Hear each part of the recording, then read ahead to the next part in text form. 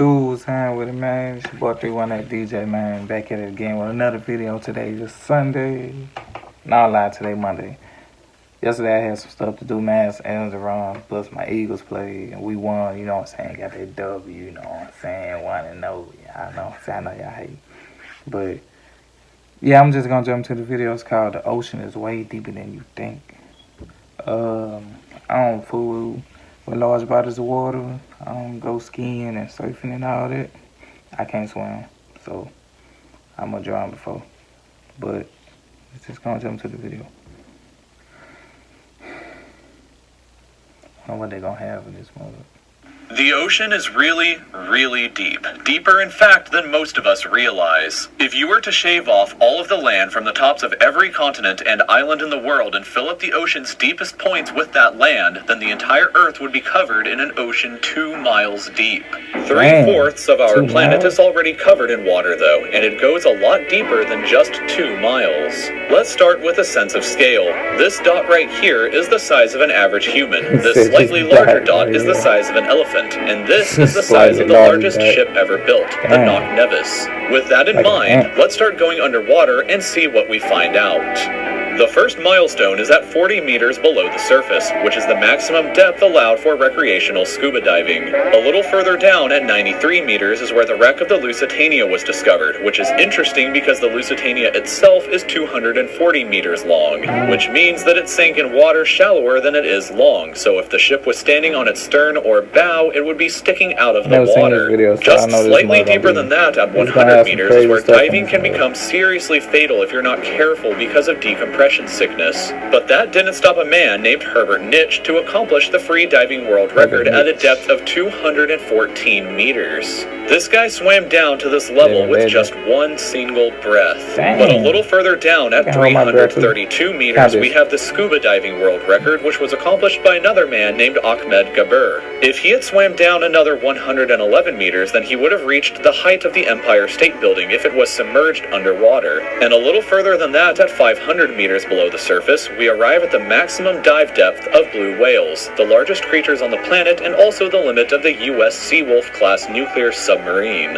At 535 meters, we can witness the maximum dive depth of emperor penguins, and this is when we must bring up the intensity of water pressure. At this level below the surface, the water pressure exerted on a person or the penguins would be roughly equivalent to a polar bear standing on a quarter. So further down the depths, at 830 meters, would be the height of the Burj Khalifa in Dubai, the tallest building in the world. Once we hit 1,000 meters below the surface, we begin to enter the scary zone. Light from the surface can no longer reach beyond this point, so the rest of the ocean below is shrouded in permanent darkness. On top of that, the water pressure you would experience at this point would be about the same as if you were standing on the surface of the planet Venus, meaning that you would die very quickly. You would also meet the giant squid at this sea level if the water pressure didn't already kill you. At 1,280 meters, we reach the maximum depth dived to by the leatherback sea turtle, and further down at 1,828 meters, we would reach the deepest part of the Grand Canyon were it to be underwater with us.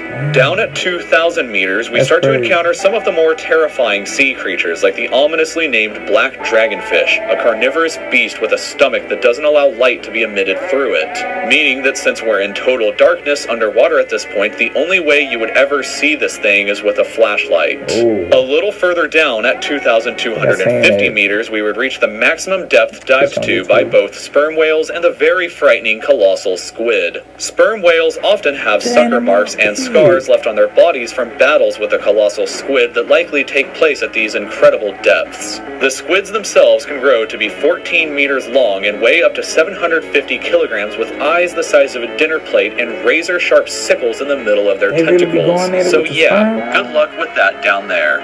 Way further down at 3,800 meters, we can find the wreck of the RMS Titanic, and a bit past that at 4,000 meters, we start to enter the abyssal zone of the ocean. Water pressure is at an astonishing 11,000 pounds per square inch down here, and there are numerous strange, almost alien-like creatures that inhabit these depths, such as the fangtooth, anglerfish, and viperfish. That's all Down at of those 4,267 meters is the average depth of the ocean where you would normally expect to hit the floor, And I'm but there are scared, parts man. of the ocean that go significantly deeper than even this. At 4,791 meters rests the wreckage of the battleship Bismarck sunk during World War II, and way down at 6,000 meters is the beginning of the Hadal Zone, named after the underworld Hades itself.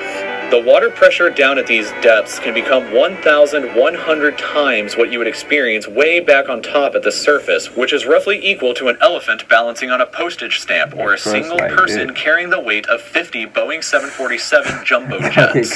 Down at these depths, you would be crushed immediately without any outside protection, but life still exists down here in various strange forms. At 6,500 meters, we reach the maximum depth that the DSV Alvin can dive to, a popular research submarine that helped to discover the Titanic.